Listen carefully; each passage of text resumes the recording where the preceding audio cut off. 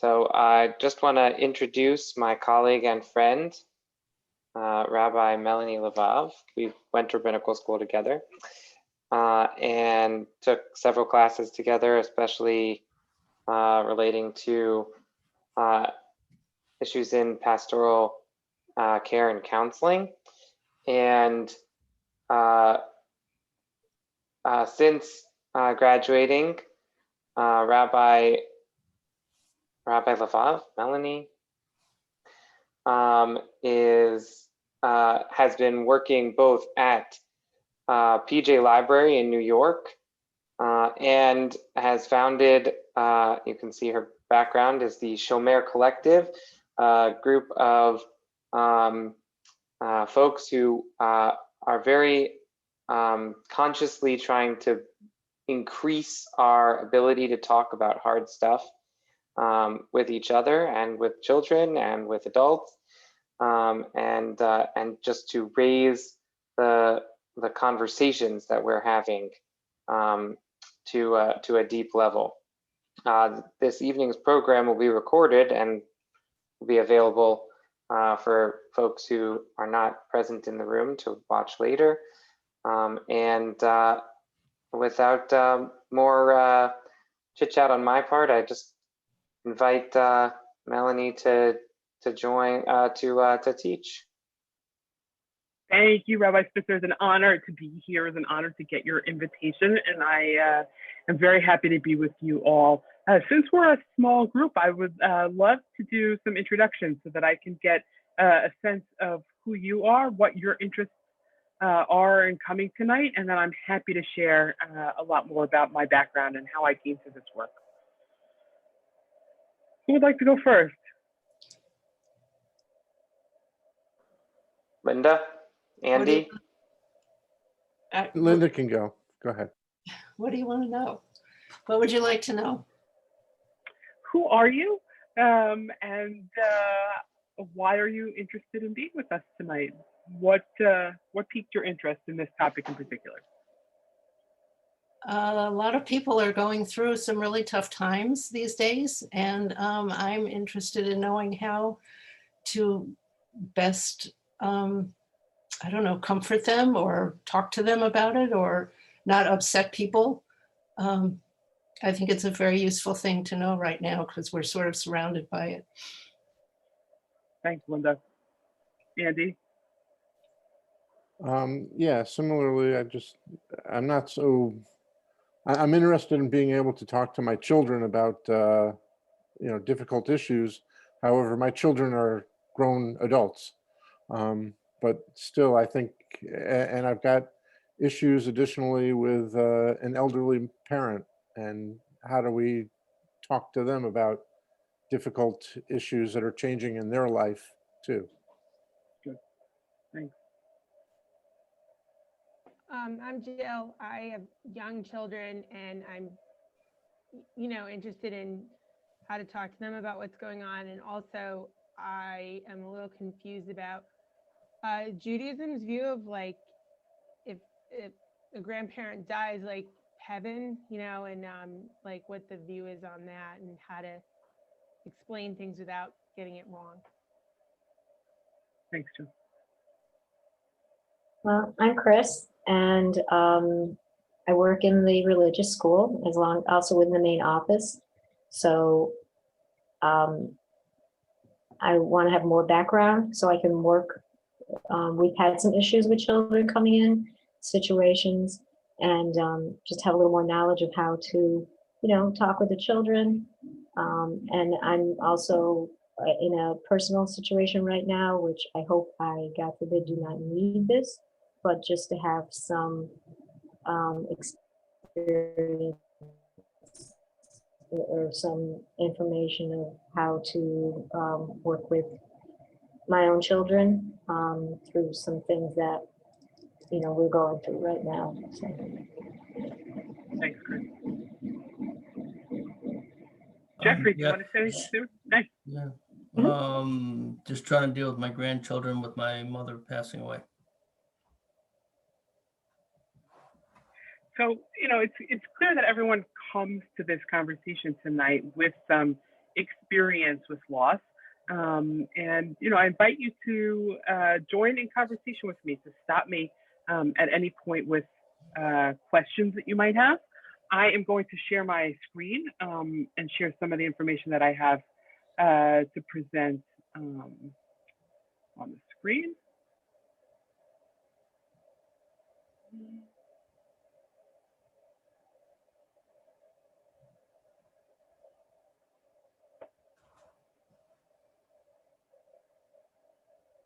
Great.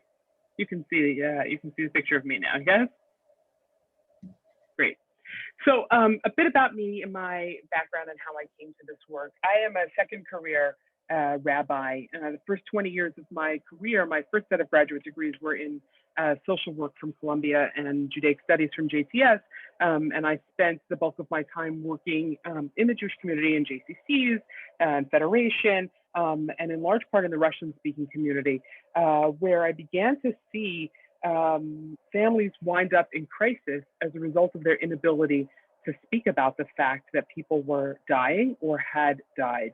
And at the same time, toward the end of my time in that position, I, in the Russian-speaking community, helped my own in-laws at the end of their life. They were both Holocaust survivors. And they made it clear very early what their wishes were, and it was nearly impossible for us to honor their wishes. So it was instructive to me to sit with those experiences, personal and professional, and to wonder what more we might do in the Jewish community to help open up these conversations. Following rabbinical school, I did take a job as the director of PJ Library in New York, which has put me at the other end of the life cycle spectrum. And I've continued to do work in the death and dying arena on the side, and will soon be doing that full time. So my plan for tonight, thank you for indulging me in the introduction, is to ground our work in Jewish wisdom and practice a bit, and to offer some tips on talking with children.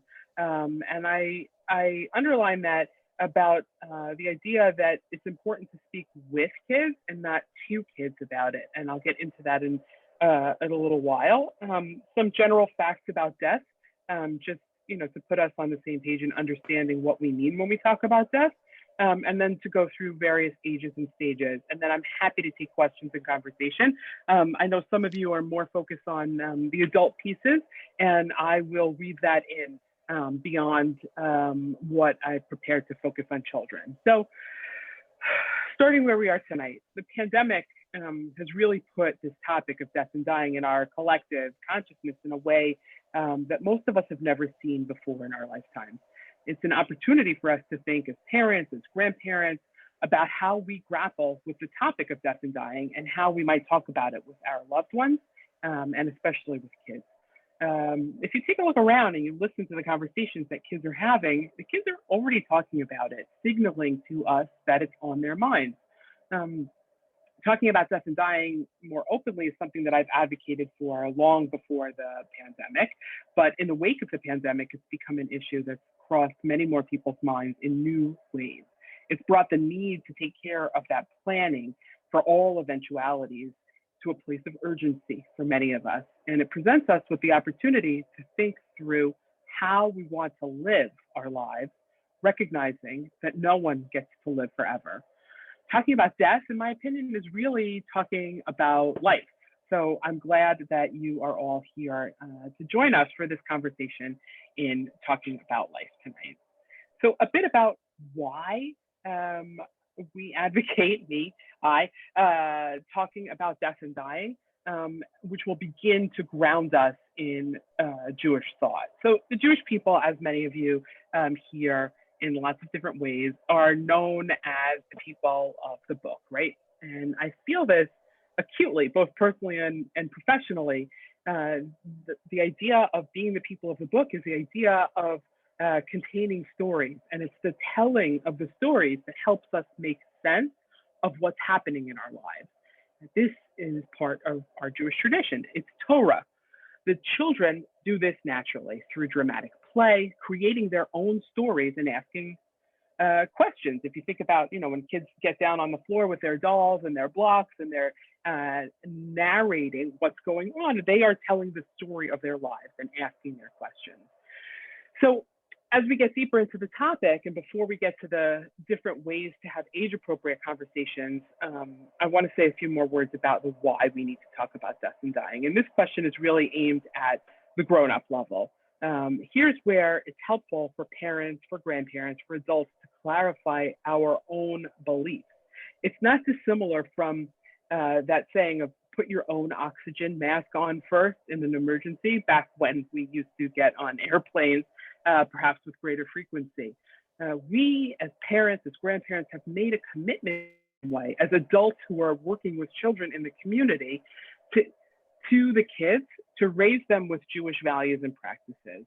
So even if we're not 100% sure of our own understandings of Jewish values and practices, it's important.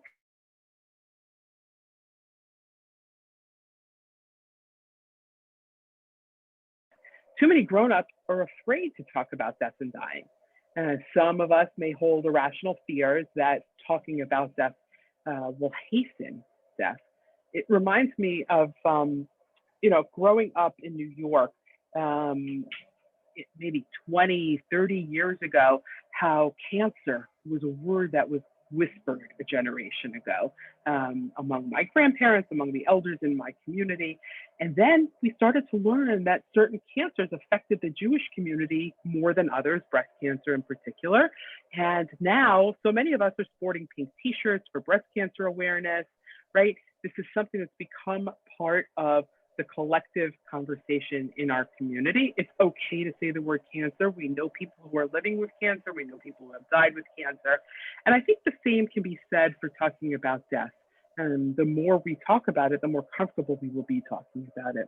There's an article put out by Bar Ilan University in Israel some time ago that claiming that our brains are hardwired from childhood to shield us from thinking about our own death. And that to me seems to make sense, right? It's like a self-protection. And yet we know that avoiding the topic only makes it harder to talk about when we're faced with it in our own families and in our community, as so many of us are facing it right now. So we're at the early stages of what's being called a death positive movement right now in the United States. And this was before the current pandemic. Books like Being Mortal by Atul Gawande. I don't know if any of you have seen or read this book. It's a New York Times bestseller. Another one that's been popular is called When Breath Becomes Air by Paul Kalanithi, have helped many people to begin to have conversations with loved ones about how we want to live, knowing that life is finite. In the book I mentioned first, Being Mortal, Atul Gawande is a doctor. He's been based in Boston.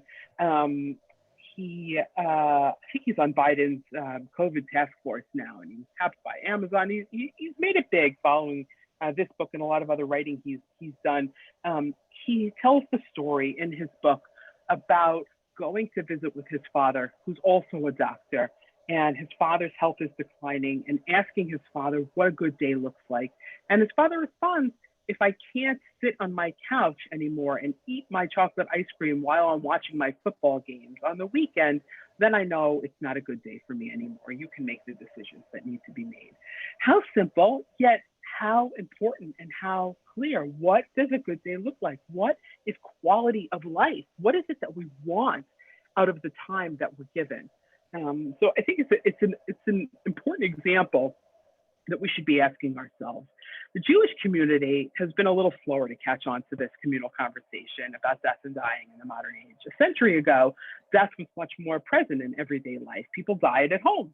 If your family comes from the shtetl, in the shtetl, people were dying, and this was something that happened all around us. Children lived in those homes and witnessed the end of life, but as our modern healthcare systems began to evolve, more people began dying in hospitals or other long-term healthcare facilities like nursing homes, removing the experience of death from the home and from the neighborhood. If you think about it in your own life, how many people do you know who died somewhere other than in their home? It's less common these days. for people to be dying in their homes. So that's a little bit about why we're not talking about death even before the pandemic. So why should we be talking about death? The more we talk about hard topics, the better we get at it, right? Kids learn about death in ways that we grown-ups fail to recognize. Think about a kid on a playground who picks up a bug and smushes it between their fingers or steps on it, right? Think about things talking about these things at an appropriate age level allows us to remove some of the fear and the mystery about the topic. Like when you acknowledge what you have seen a child do on the playground, it opens up the conversation to see what the kid understands and begin to share that understanding with them. And talking about death in particular improves our ability to talk about life, to live lives of greater connection and meaning, knowing that in some way we're all terminal. So the quote that I put on the screen here is a favorite of mine. Rabbi Abraham Joshua Heschel, who some of you may have heard of before, most recently, his name comes up around Martin Luther King Jr. Day as a rabbi who marched with King and was involved in the movement for civil rights in America. And his main place of teaching in the last century was at JTS, where Rabbi Spitzer and I were ordained. So many of our teachers were students of his students. And he didn't write all that much about death, but what he did write is really instructive for us. And he wrote, life's ultimate meaning remains obscure unless it's reflected upon in the face of death. To me, I understand this as like our quest for meaning, our quest for self-actualization is something that we can't really do fully unless we acknowledge the fact that we're going to die. Judaism provides a beautiful structure for this for us, one that we don't talk about as often as it's prescribed to practice.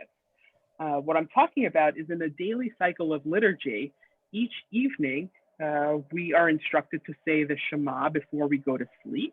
And in essence, to put our souls into God's hands. The Shema, the universal declaration of faith in one God, is part of the end of life confession liturgy, the vidui that is said at bedside of a dying person in Jewish tradition. In essence, we're rehearsing for the fact that we might not wake up again tomorrow. And in the morning, the first words from our mouth, we're instructed to say thank you for the fact that we're alive again. Modeh ani, moda ani, right? That God has returned my breath and my soul into my body. So we have this meditation on death as part of our daily cycle. But it's not something that comes so easy to us to talk about. I once learned from the great Jewish scholar, Rabbi Adin Steinsaltz, who died this past year, about the challenge of talking about death. He was speaking about the challenge of talking about death with students, but really meaning children. He said teachers, parents have experienced intimate things in life, which was his euphemism for things like procreative sex, so that we can teach about the sacredness of how life is created, when we teach about the birds and bees. Yet no one has experienced what it feels like to die, he said. So it's impossible to teach about the topic from any sense of experience when so many other things are things that we teach about from experience. And indeed, Jewish tradition is full of stories, of rabbinic imaginings of what it might feel like to die. And they're just that, they're imaginings of what it might feel like. There's some great stories in the Talmud, in our oral law, of rabbis imagining their own teachers coming back to them in dreams after they've died, after they've crossed over to the whatever is next, because they were so curious to know what the experience was like. And so, this all goes to show, in my opinion, that there isn't necessarily one definitive answer. And it's so natural to have that fear of doing things wrong. But I think it's important for parents in particular, and grandparents as well, and teachers of children, to give us ourselves a little slack on the topic. And by encouraging us to make death a more regular part of our conversations with children, knowing that there aren't always clear answers for all of the questions that are going to arise when we talk about death. Early and often is how I like to say it, is how we should be talking and when we should be talking with kids about death, to help demystify the topic, to remove some of the superstitions, and talking about death will not hasten death. So I have another story I wanted to share. I think about when my 10-year-old, I have two kids, one's 17 and one is 10, and I live in New York City. And when my 10-year-old was in kindergarten, so about 5 years old, learning the letters of the alphabet each day, came home with a new letter. The kids begin to learn how to write the letters in kindergarten. Big A, little a, what begins with A? Draw a picture of the word that begins with A. A, you probably get a lot of pictures of apples. On the B day, bananas and bees and birds. Well, on the day that the kids learned the letter Z, you might imagine there were a lot of pictures of dogs or ducks. But our kid, the grandchild of two Holocaust survivors, came home with a drawing of a stick figure flat on its back. Big D, little d, what begins with D? Dead begins with D. This is the actual drawing that my then 5-year-old brought home. And it was so gratifying to me as it was horrifying to the kindergarten teachers in the local day school, that this is what the kid drew. And why was it that this is what happened? Well, we realized it's because this is what my kid knew. This is what our family talks about. This kid in particular is named for my kid Zadie, who survived Auschwitz, number on the arm. And in our family, we talk a lot, almost daily, about Bubby and Zadie, about their families, in order to keep their memories alive and the memories of our extended family alive. It's the talking about death in our family that helped me to recognize the opportunity to help other families to talk more openly about death and dying, and to help more grown-ups avoid the crises that are inevitable when we don't know what mom's wishes were or what Uncle Joe would have wanted, and now they can't communicate with us because dementia has taken hold of their body. So a bit more about grounding this work in Jewish wisdom. You may recognize the verses in front of you. They come from the book of Deuteronomy, and in liturgy, they're in the Shema, which I mentioned. Vishinantam is the word that I highlighted in blue. And so here we have, these are the teachings, and our responsibility is to, the translation here, I took it from Sefaria, is to impress them upon our children. But the root of that word, Vishinantam, is really to repeat it, like early and often, to say things over and over again. When you're teaching your children what's important, to repeat it, to recite it when you're on your way, when you're at home, when you lie down, when you get up.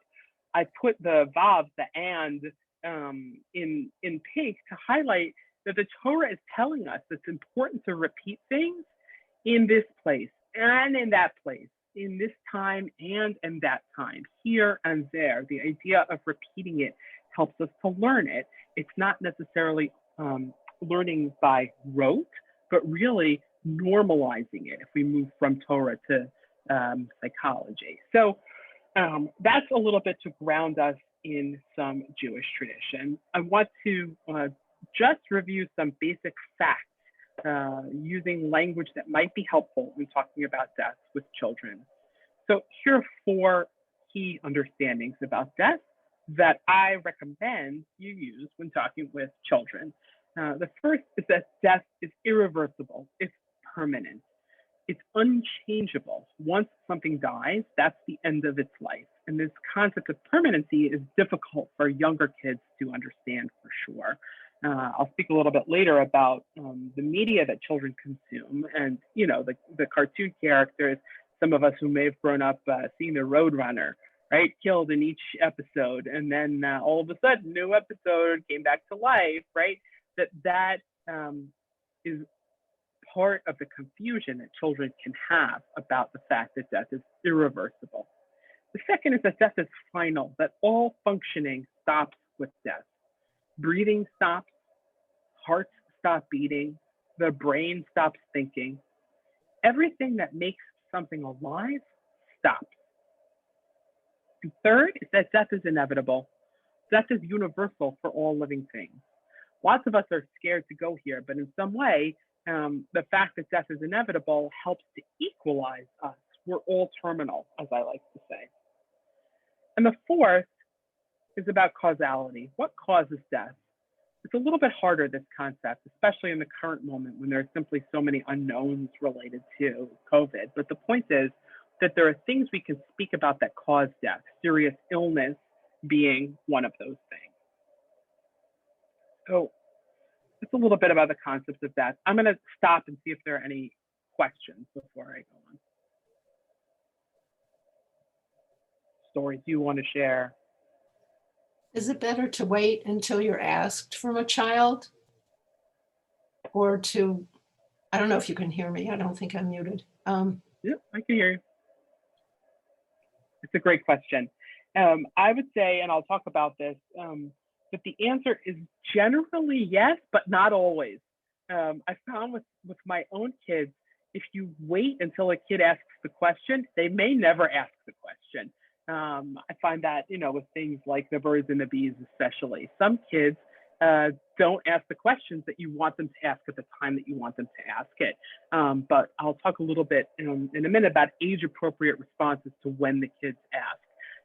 So, presenting the information out of context, just because you think it's important for them to know, okay, probably not as helpful as observing something that's going on in your family's life that might open up thinking about death. So some general tips for talking with children about loss. The first is to listen and observe. There's an idea that comes out of Reggio Emilia, Italy. It's an early childhood school of thought that children have 100 languages. And I love that concept. What it alludes to is that even without speaking, children are constantly communicating through their behavior, through art, through exploration of all kinds. And so it's crucial for us to be paying attention both to what the children are saying in words, what they're asking when they ask it, but also, maybe even more importantly, to their behavior. This is often how they speak to us. I think back to the beginning of the pandemic. We were stuck inside for so many days. And my now 10-year-old was then 9 and, was going through the toys that hadn't been played with in such a long time and took out the calico critters and was in a crafting phase and started making new clothing for the little critters. So I came in one day and I said, oh, I'd love to hear a little bit about the clothing that you've made. And one of the critters came out. I should take a picture of this and put it in my slideshow for next time. Had a mask and gloves on. And how telling was it? This was the stage. We live on the 10th floor of an apartment building in New York City. And there are signs up in the hallways and in the elevator. At the time, we needed to wear gloves when exiting our apartments. And now we just need to wear masks when taking the trash down the hall to the chute. But how telling was it that my kid was making the supplies that we had boxes of by the front door? And so we didn't need to ask the question or have been asked the question by our kids. We watched through the play what we needed to be talking about. So that was really important. I think, you probably can think of in your own lives when and how you've made observations that tell you a lot more than the words that are being shared. Related to that is to allow opportunities for vulnerability. At bedtime, in the dark, is often a very good time. For those of you who have older kids or dealt with, the teenage years, God help us all who are dealing with that now. Sometimes having the conversation in the car is most effective because you don't have to make eye contact, right? You're sitting facing in the same direction, or you're walking together on your way to synagogue on Shabbat, back when we did those things. And it takes the temperature down a little, talking in the dark at night at bedtime. You might ask open-ended questions. Is there anything you'd like to talk about? Anything you heard today that you might have questions about? These are the kinds of questions that, experts recommend after big news events, right? So instead of telling a child about a terror incident that happened in the country, to ask open questions to elicit what information have they seen, have they heard that you might need to address. I also like to phrase things by saying, I noticed that today whatever it is, you made gloves for your calico critters. Would you like to tell me more about that? And that's the kind of phrase that can be done both in the moment. Like, I notice you're pretending that your stuffed animal is dead. Would you like to tell me more about that? or even later in the day. You know, when we were cleaning up earlier today, I noticed as we were putting the dolls away that they were all whatever it was. Our children are processing their feelings, especially when it comes to loss and grief, through play and through their aggression also, and other changes in behavior, right? So when we observe those changes in behavior that are happening as a result of grief, it's something that also needs to be opened up and spoken about. Sometimes it can feel safer for kids to give voice to scary thoughts through a character. So if you use this I noticed language, you can continue to help them process what they're going through. Sometimes kids will play it out like with the use of puppets, for example. Right? You can voice what's going on for a puppet differently than the scary feeling of vulnerability. So, you know, the second point here, beyond listen and observe, is really only to answer what's being asked. So a kid asks, how are babies made? And you figure out what the age-appropriate answer is for that. But it doesn't necessarily mean you have to give them all the information you've been storing up to share for when the question comes. And I can't emphasize this one enough. When the children come to you with questions, answer the very specific questions that they've posed without elaboration, and then check in with them after you've responded. Does that answer your question? And then take their lead from there. If the question that they ask has made you uncomfortable or seems too big to answer, drill down a bit. Try to get to the kernel of, help me understand what you're really asking. Think of that kind of talking as building the scaffolding for future kinds of conversations about hard topics in general, right? It could be about any number of difficult topics, and that you're pouring the foundation for that. You don't only have one shot to have these talks, because you're going to continue to have hard times throughout life, and you can continue to elaborate on the topics over and over again. It's also important to be honest, and it's okay to say, I don't know, or let's figure that out together. It's incredibly important to model that for children so that they know it's okay not to know all the answers, and that it's okay to be unsure of ourselves. Wow, you've asked me a question I'm not sure I know how to answer. Let's think about it. Let me understand a little bit more about what you're looking for. It buys you time, right? And it also allows the question to be put aside to be answered at another time if necessary, or after doing some research together. And your children are not you. Here's what I'll remind us, that it's vital for us as grown-ups to get clear with our own values as we figure out what we want to talk about with kids. It's an opportunity for us to think about what we might have learned growing up that didn't work for us, that isn't working for us now, and how we think about things now, how we want our kids to learn about one of life's hardest topics from us, the grown-ups in their lives. For example, if we grew up learning that everyone's going to heaven if they behave well, but that idea doesn't work for you, what idea might work better? Like, now's the time to figure that out. It's important to try to have these conversations at the adult level after the kids go to sleep too. So, if you're partnered, getting out your differences and coming up with ways you can agree to talk about these hard topics with your kids is important, and being honest. Mommy grew up learning this, while Papa grew up learning that, but we both think about it this way now, right? So that kids can hear different ways and your honest reflection. Normalizing the conversation, I've said that a few times already. The more we talk about it, the more it becomes part of who we are and what we do. Clarifying your own beliefs, and it's okay not to know all the answers. A word about God. God's an abstract concept for kids and for most grown-ups too. So, I think as with clarifying our beliefs about death and dying, so too with God. It's helpful to say, here's what I think, or here's what I don't know, or this is the kind of thing I like to call up Rabbi Spitzer and talk about. Let's send him an email, right? And maybe the kids will find it interesting to write an email to Rabbi Spitzer and engage in a conversation about God, or ask their teacher in religious school, or wherever they have an outlet to ask these questions, where a parent has support beyond your own knowledge, or a grandparent. So when it comes to age appropriate information, I've said answer the questions that are being asked and recognize that children will learn from other sources. My example for this is back when I used to walk on the street with my children in the city. Now we drive everywhere and don't take public transportation.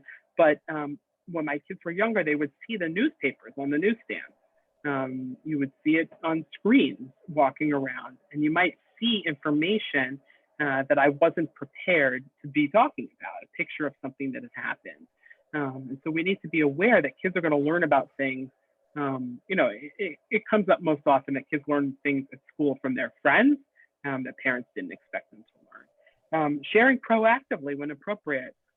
We are making an extra tray of noodles tonight. Why? Because Mrs. Schwartz down the road is sitting Shiva, and we'd like to drop some food off, opening the conversation about how we participate in the rituals proactively when it's appropriate, and to be present and patient to kids. So I'm going to get a little bit more specific now with ages and stages, a little bit of framework, but I want you to keep in mind that there's no hard and fast rules when it comes to talking with kids. It's like buying clothes for kids. Some are oddly sized by age, like a size 4T might not be the right fit for all 4-year-olds, and the same holds true here. So most toddlers and preschoolers see death as temporary. They're concrete thinkers, and language matters. You can't really use euphemisms with young children. Children are the most often like they're absolutist. This is what it is, but they're being asked to live with ambiguity. That's really hard. It's also normal at this stage to see regression, acting like a baby. For example, for a kid who has grown beyond that stage, it feels safe for kids to do that, and that's how they process. If you think about a family who's added a second child after the first child has become potty trained, the first child might regress in their potty training as a result of what they're seeing and having difficulty processing. When it comes to elementary age kids, they understand a little bit better the finality of death, and they begin to worry about what's going to happen to them. You may see confusing behavior here as well when you were expecting sadness and you don't see that. And that's okay. Allow space for it, validate the behavior that you're seeing, and check in with yourself about your own feelings. If you're feeling sad, say that, and it gives children the opportunity to check in with themselves to see how they're feeling. So that's a bit about younger kids. When we get to the tweens and teen stage, kids at this age generally understand what death is, but can be confused about their emotions around death. They may start to think philosophically about death, and they may have feelings of guilt or regret about death. I want to add here a bit about the language that we use when we're talking with kids, because this is something that is really important in my opinion. I'm an advocate for using the words death and dead and dying with kids as soon as you're talking about these things. I think you saw that in my own family example of D is for dead, right? I'm not a fan of saying passed away, even as I recognize that this is what so many of us are raised with. It's how I was raised, and people still use it. It's easier, it's more comfortable, it feels gentler. But really, when we go back to that idea of kids being concrete thinkers and absolutists, what does it mean to pass away? It's unclear. And please don't talk about death being going to sleep forever. We all need sleep. It's an important part of being healthy. Most of us will get to wake up again tomorrow. Sleep is restorative. Good sleep promotes longer lives. We've even got those rituals that I spoke about that we can do with kids around going to sleep and waking up. Rituals to express gratitude at the end of the day, to reflect on how our days were, and at the beginning of the day? What are we looking forward to? Death should never be equated with sleep. Sleep is temporary and death is permanent. Here's where I'll talk a little bit more about how children's media portrays death, which is another challenge for us as grown-ups. It's often the point at which we need to help kids understand that when people die, they don't come back to life. So a positive example of death portrayed in children's media is the movie Coco. I don't know if any of you have seen it. It was out a good few years ago already. And it's a cartoon form movie, animated, where we learn about another culture's treatment of death. It's about the Day of the Dead. And it's teaching about this holiday that's all about remembering. But there's a lot of imagery of skeletons there. And some kids may say, oh, that's scary. But using that image is a way to open up the conversation that the movie is actually about positive things in that culture. When it comes to death that happens in unusual circumstances, this is something I get questions about a lot. With younger kids, we don't necessarily need to dig deeply about the reasons, because sometimes there aren't answers to all of our questions.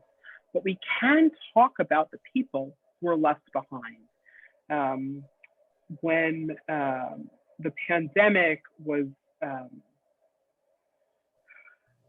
perhaps, at a peak in New York back in April, there were 800 people a day dying in New York City. We at PJ Library opened up a conversation. We advertised how to talk about loss and death with kids for PJ Library families nationally. I think we had about 1,300 people register. And we invited people as part of their registration to send questions in advance. 300 people sent questions. So my co-presenter and I went through the questions, and she categorized them. And one of the questions was, my sister recently died in a drowning accident. How do you explain that? So, I give that example to illustrate what I just said, that when it comes to death that happens in unusual circumstances with younger kids, we don't always need to dig deeply into the reasons, because there aren't always answers to those questions. But what we can do with younger children is to talk about those who we've lost and the people who are left behind. So that example of bringing the noodles down the road to Mrs. Schwartz, how can we support someone who's experienced someone they love dying, whether it's paying a Shiva call back when we did that in person, or maybe you're doing it outside in nicer weather in your community, or we do it by Zoom, or sending a card, or drawing a picture, or sending something in the mail. So, I encourage you to spend more time than usual in these days, especially sharing stories with kids and with grandkids. Write them down. Send your kids, the kids in your lives, letters, even if you live with them. I don't know about you, but my kids love getting mail.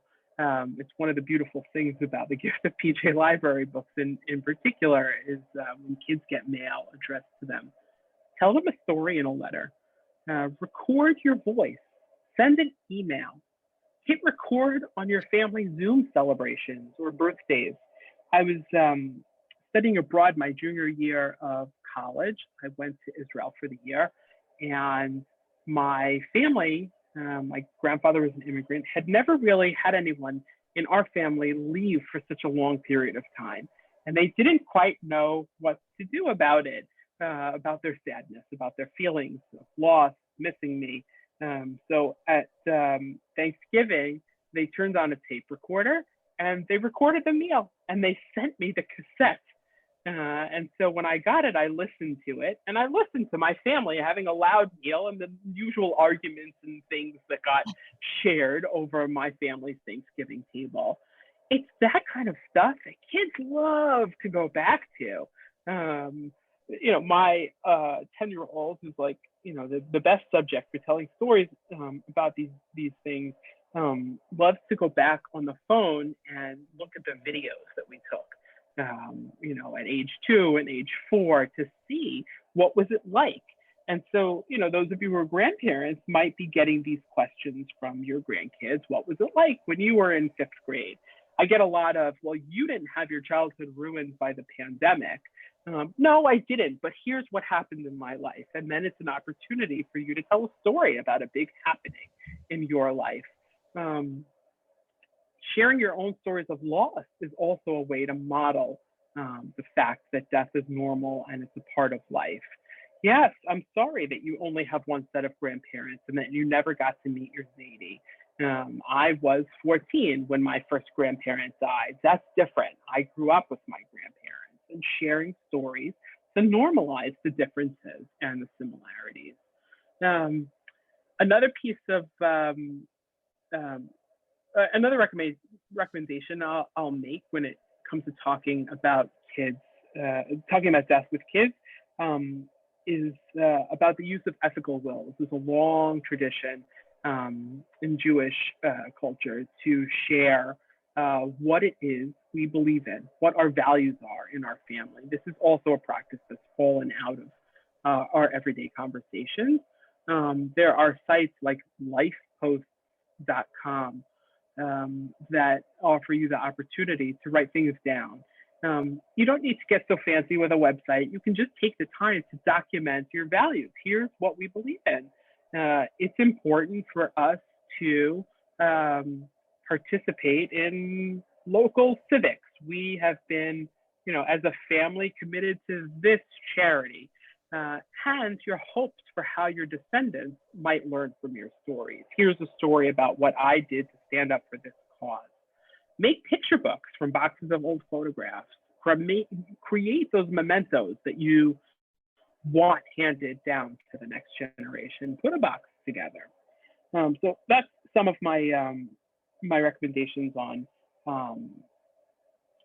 how to begin thinking about the legacy that you want to leave after your own death. I'm going to stop at this point. I want to take some questions and be able to respond to them in conversation with you.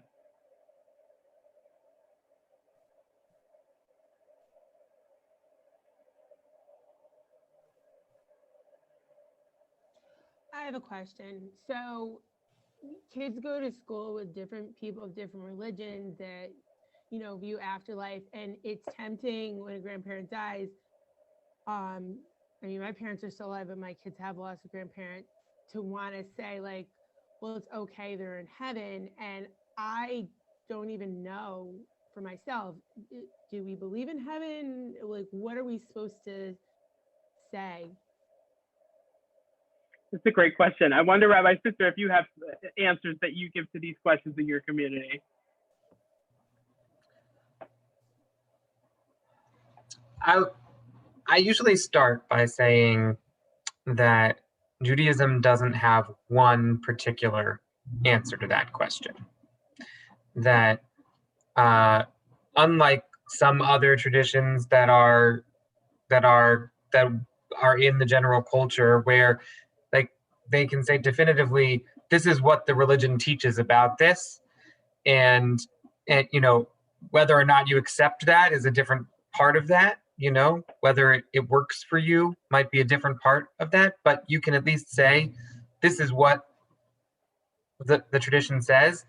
With Judaism, our tradition doesn't speak with one voice, it speaks multivocally. And so if you've heard that Jews believe in heaven, you're right. Many Jews believe in heaven, and our sources do have a concept of heaven.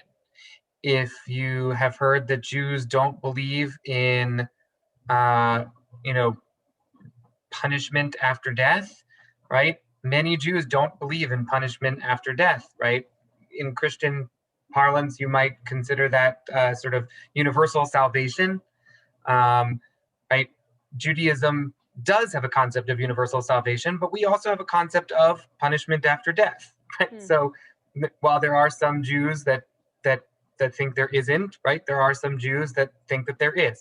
Most Jewish sources suggest that punishment after death does not last longer than a year. And it's interesting because, right, our mourning period for a parent is a year, and those seem to be connected by some Jewish traditions. If you hear that some Jews believe that we are carried on by the memories that we leave with folks who are living, but that there isn't so much corporeal soul that continues afterward. There are Jews that believe that, and that is a valid point of view in Jewish sources. So I've tried to express a broad selection of different thoughts on what happens after. But like when my uncle passed away, my daughter came to the funeral with me, and I believe one of her questions was like, well, does the body just stay there? And so you're basically saying like there's differing views as to whether the soul gets separated and goes, or whether the body really just stay there. So I can tell you what I personally believe, which is that our bodies cease to function. And I used to say definitively that I thought that was the end of being, and that we are carried on by the memories and by the actions that we did in life. And I often used to describe sort of an idea of heart prints, like any interaction that you have with a person, you imprint something of your heart on their heart, symbolically. And everybody who has imprinted on you is also contained in your imprint. So you had a relationship with your grandparents. When you act in the world, you are acting with your grandparents' imprint on your personality, on your heart. And in that way, they carry on through you, through your actions. And especially if you continue to talk about them and to say, I'm doing this action because I was taught by my grandparent, that keeps their memory alive, and so I used to say definitively, your body ceases to function, and the only way you carry on is through other people's memories. I spent 2 years as a hospice chaplain, and I am no longer convinced in the certainty of that ending. I experienced a sense of mystery and impossibility and presence that I didn't expect to find, and which I continue to struggle with in my own theology because it doesn't fit nicely into my theology. I experienced presence of folks after they were gone. And so I also think that's real. Just makes it a little hard because I've been asked before, my boyfriend has asked me, like, well, do Jews believe in heaven? I don't know. And it would be nice to have something definitive to tell children. And it seems like we really don't, because all you can really give them is the religion, as how Jews, right? Because you do the Jewish customs. Why are they buried in a pine box? Well, that's what because you go back into the earth, but you can't really. All right, it's not the answer I was hoping for. Well, maybe Rabbi Melanie has a different take. Yes, the answer is yes. Jews believe there's heaven.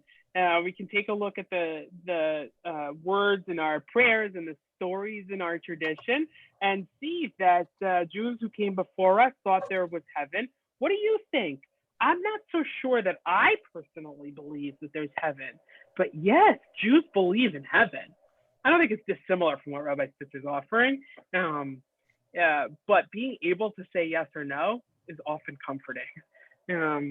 So no, Jews don't believe in the devil, right? There are ways that we can differentiate. And I think in interfaith families in particular, it can be helpful to point out some of the similarities and differences in helping your family to clarify what do we believe in raising our kids with Jewish tradition.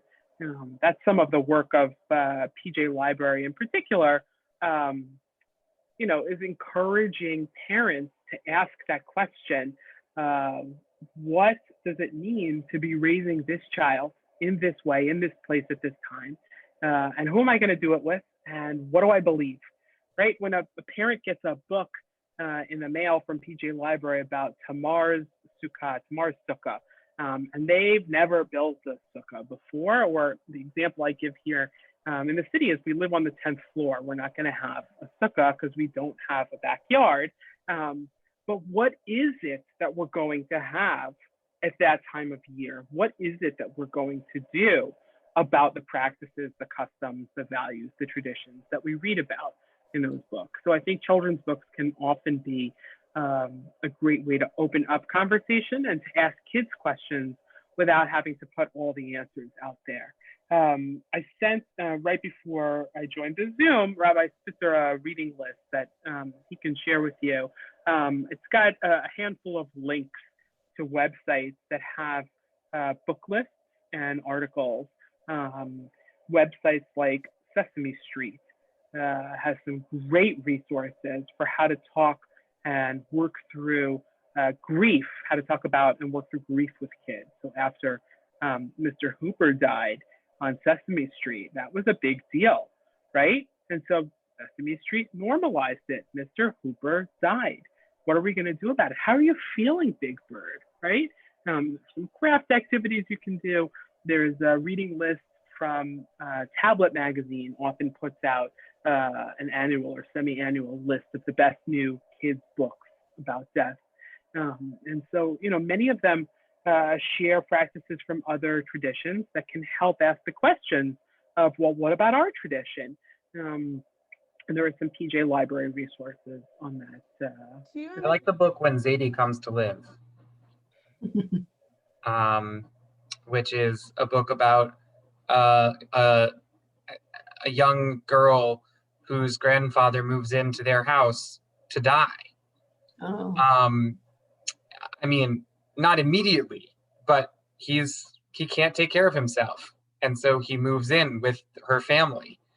And she asks her parents and her rabbi, what happens? And she asks Zadie. And the book gives several different possible ways to understand death, but it also normalizes that kids know that this is coming, that they ask that question, that they're dealing with the fact that, that Zadie is there in their house and can't, hold the book for as long as he used to. I think it's a PJ Library book, but it might not be. If you dig deep enough on the PJ Library website, you'll see that for children through age 8, there are 2 topics the PJ Library is not sending books about. One is death, and the other is the Holocaust.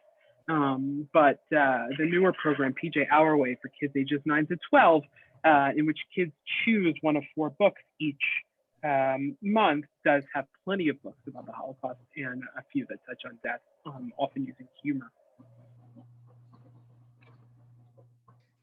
Do you have any recommendations for children that are have been bar mitzvahed that they could read and maybe, as Rabbi Spitzer was saying, come to their own conclusion about how they want to see it? It's a good question. I don't have an answer off the top of my head, but okay. The book lists that I sent should have some recommendations by age. Okay. Yeah.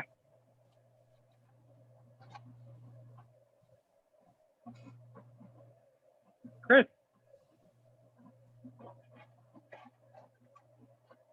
I think for me, when my mother passed away, my children were young, and coming from the Italian background, it was the gloom and doom and the sadness, and I didn't want my children to necessarily feel that all the time or for a long period of time. So I know that I would take them up to the cemetery and we would have like a picnic, or you know, they ran around, or we brought flowers or something or whatever, just so that it was a happier experience, that it wasn't just, you know, sadness and loss, but you know, like something to remember her, like looking forward to, look, we're going to go spend more time with her, but we're going to do it in a different type of a way.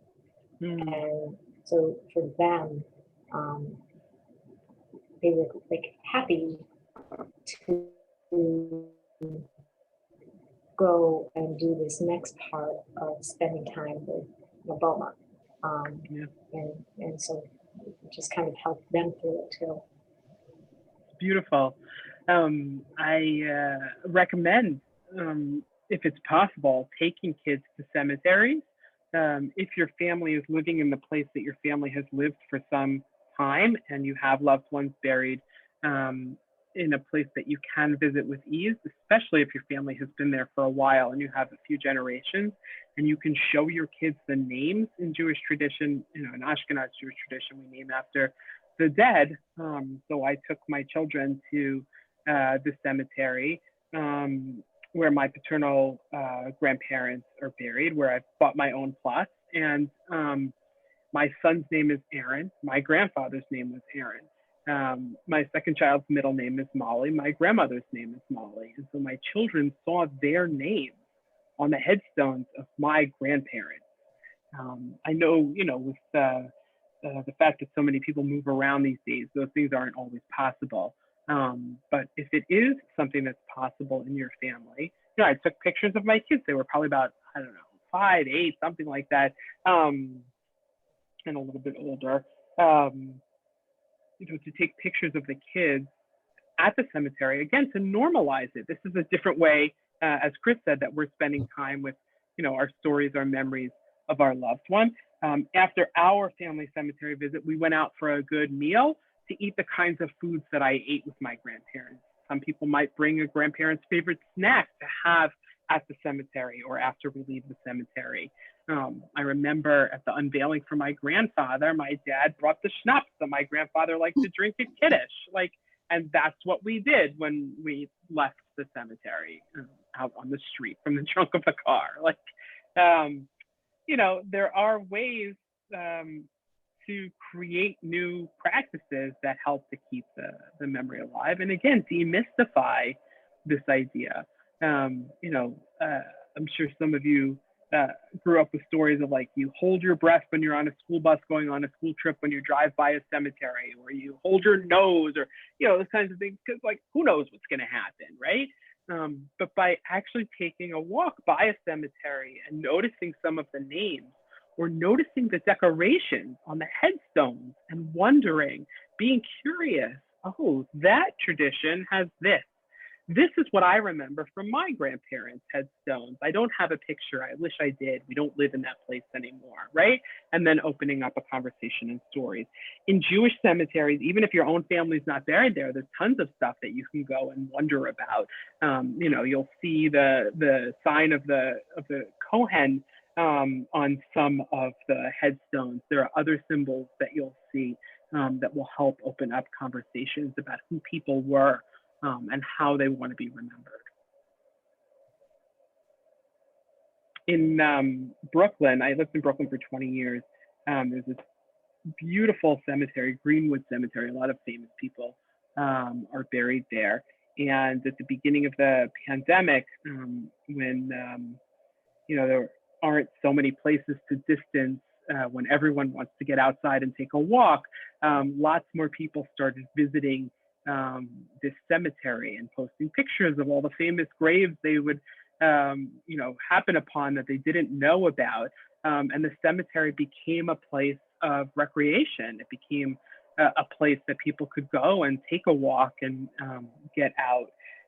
It feels a little creepy sometimes to take a walk through a cemetery, especially, I mean, you live in a beautiful suburban, spread out, maybe even some of you are in more rural areas. But you know, when you visit other places, it's something that comes up. I learned to drive in a cemetery. My mother took me to Sharon Memorial Park, and we drove along the paths in the cemetery because she said, well, if you hit anybody, they're probably already dead.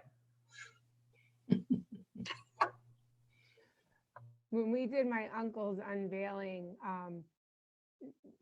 we have a lot of family that's buried there, and my dad's family is on one side, and then my mom's family, and then we were walking around because my mom wants to find, oh, Janet would like to see if, I got to find Janet's parents because she took a picture, and it's like, it's like this duty to all her friends to walk around trying to find their headstones and put the rock on and send the picture. And it, my kids were there, and they're kind of looking like it's weird, but I guess that's what people do. It is. Jill, thanks for reminding us of the rock.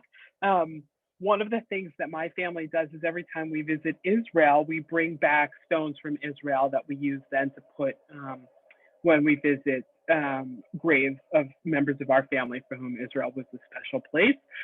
And you can also paint rocks with kids. I mean, there's so much you can do to help demystify the practices that we have and make it more comfortable to normalize it with kids. Why wouldn't we paint a rock to bring with us to put on Grandpa's stone? There's no reason not to incorporate the kinds of things that kids like to do into the kinds of things that we want them to learn are important to our family, if that's what you're doing. Dan, do you have anything to add?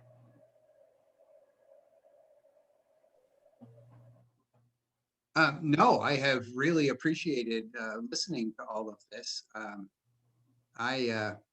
I'm a Lutheran pastor, and as many of the things you're talking about are things that I share with people, especially about talking to children and answering what they ask and things like that.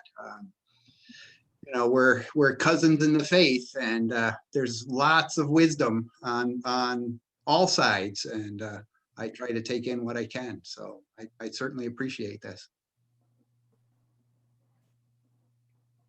Thank you for coming. Yeah, my pleasure. Sorry I was late. I have so many Zoom meetings some days, and got out of one quick enough to get into this one. So thank you. Well, I can make sure to share the recording back with that list where you got the flyer.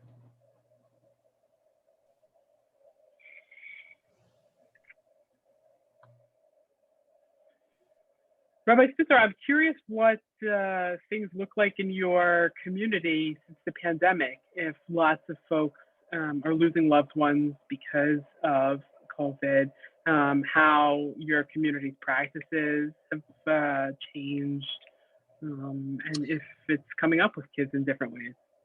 Yeah, so we've been fairly lucky as a community that we haven't lost a huge number of congregants to COVID. And there have been a lot of funerals this year of folks who have passed away, whose funerals and shivas have been completely transformed by COVID. And,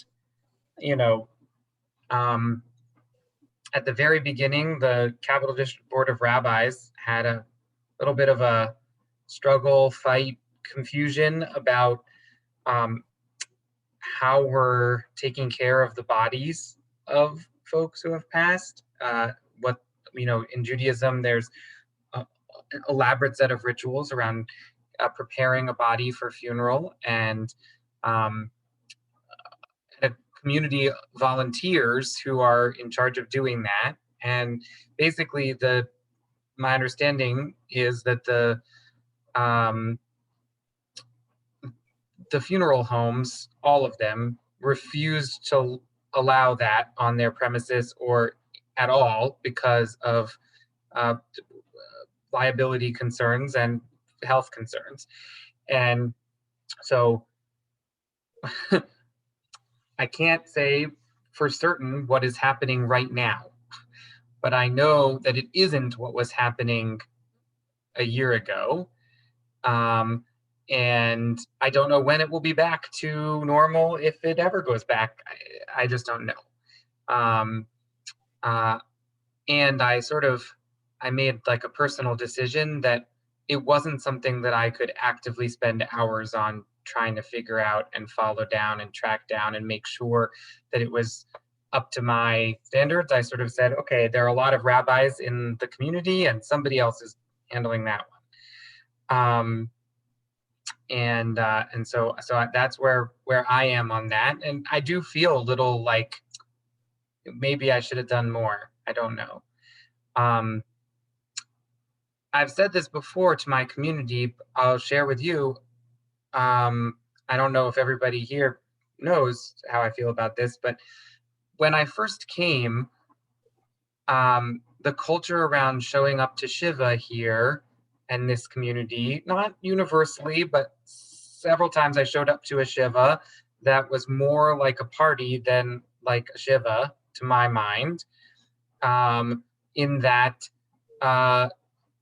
people were not, it was not obvious to me that people were there to comfort mourners. People were there to see each other and to eat some cookies off the trays. And the mourners felt like there was a lot of obligation to feed the community and to have trays out of food. And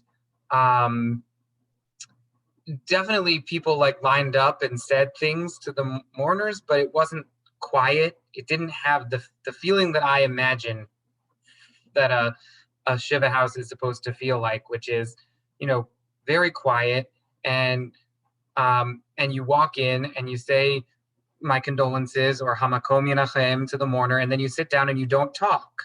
And if the mourner speaks, then you respond to the mourner. If there's pictures out, you can look at the pictures and maybe ask a question about them.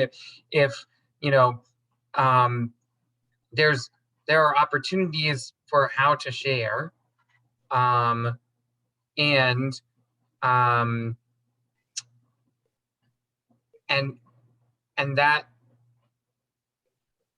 that feels more, I feel like our Zoom Shivas are more true to what we to what Shiva could be. And I feel like from Zoom Shivas, we can learn how to be better caretakers of each other, better comforters of the mourners in person when we return to in person. And I wouldn't be surprised if in the future there are posted Shiva hours where some of them are Zoom hours and some of them are in-person hours, if only because it lets people from all over the world come to Shiva.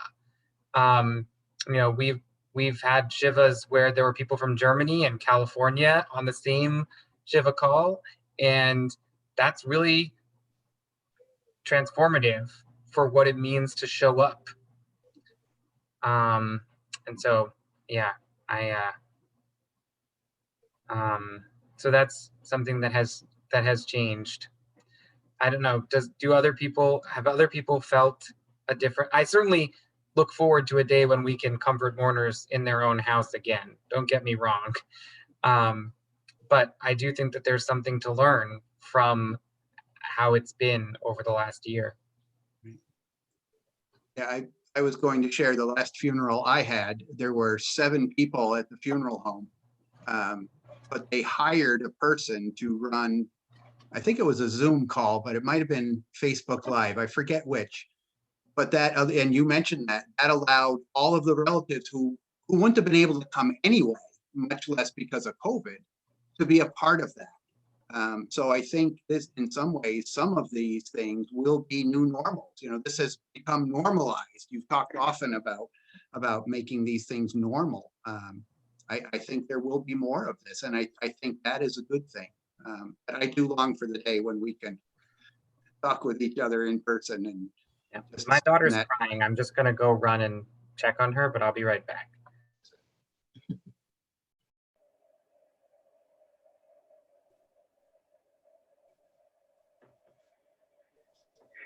Hello, Kat. I think of the ways that the pandemic has helped us to clarify what's important. And I think, the same can be said around our beliefs about death. And the things from the pandemic that we're going to take with us. This month is called, this is an aside, but it's called the Jewish Disability Awareness and Inclusion Month. It's a month in which in a lot of Jewish communities, there's greater attention paid to the needs of disabled folks. And I have learned a lot from the ways in which putting synagogue services on Zoom have really made them accessible to folks who are homebound, wouldn't otherwise be able to be in person.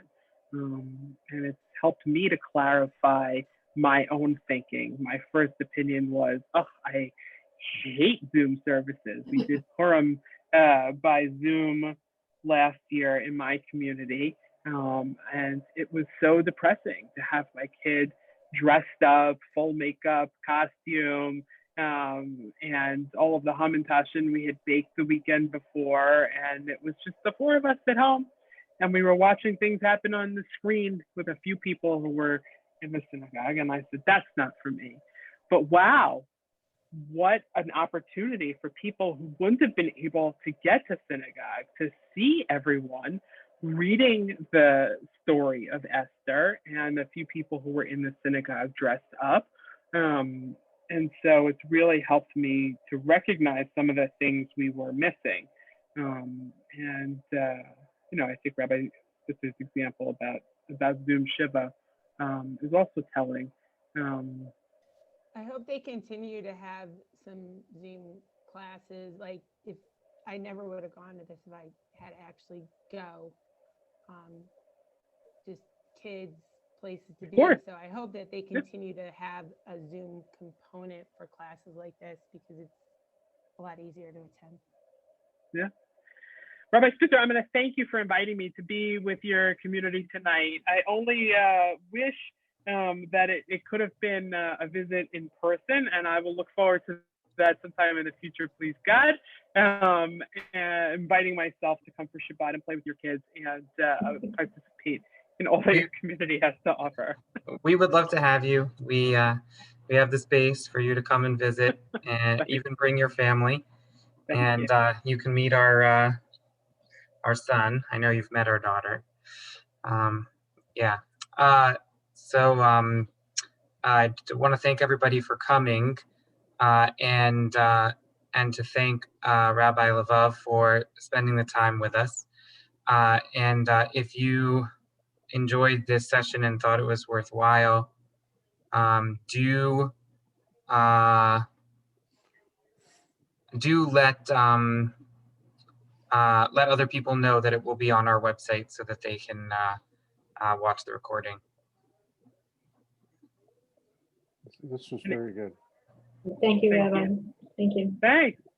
And next Thanks. week. Be well, friends. It is my hope and wish that everyone have fair and equitable and soon access to vaccines. Please God, all of us, and those whom we love and don't even know. So until we meet again. Kenny Ratzon. Amen.